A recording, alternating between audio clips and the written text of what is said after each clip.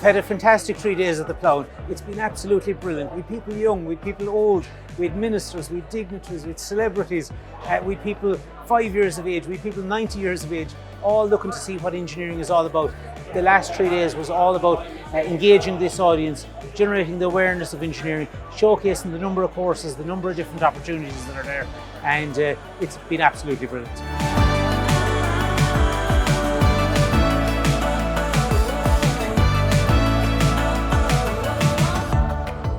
On behalf of Engineers Ireland, I'd like to thank all the attendees at our stand at the National Ploughing Championships in Rathminiska this week. In particular, I'd like to thank all our volunteer members from industry, from academia, for helping us showcase the wonderful world of engineering to the whole community.